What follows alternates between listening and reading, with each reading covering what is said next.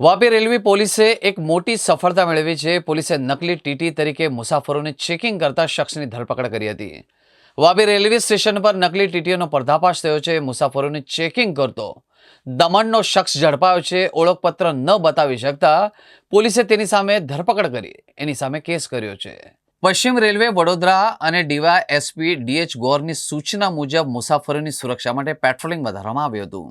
3 જુલાઈના રોજ વાપી રેલવે સ્ટેશનના પ્લેટફોર્મ નંબર 2 પર એક શખ્સ સફેદ શર્ટમાં ટીટી તરીકે મુસાફરોનું ચેકિંગ કરતો જોવા મળ્યો હતો. પોલીસ કોન્સ્ટેબલ અરવિંદભાઈએ શંકા જતા તેમણે આ શખ્સ પાસે ઓળખપત્ર માંગ્યું હતું. શખ્સ કોઈ ઓળખપત્ર રજૂ કરી શક્યો નહીં અને સ્ટેશન પર ફરજ બજાવતા મહિલા ટીટી શ્રીમતી સરિતા શર્માની મદદથી તપાસ કરતા આ શખ્સ નકલી ટીટીઓ હોવાનું બહાર આવ્યું હતું. પકડાયેલા શખ્સની ઓળખ ફિરોજ પઠાણ, ઉંમર વર્ષ 41 તરીકે થઈ હતી. એ મોટી દમણના ચિસ્તિયાવાડ નુરાની મસ્જિદ નજીકનો રહેવાસી છે. પૂછપરછમાં તેણે નકલી ટીટીઓ હોવાની કબૂલાત કરી હતી. રેલવે પોલીસે તેના વિરુદ્ધ ગુનો નોંધી વધુ તપાસ શરૂ કરી છે. મુસાફરોને છેતરવાના આવા પ્રયાસો સામે રેલવે પોલીસે કડક કાર્યવાહી શરૂ કરી છે.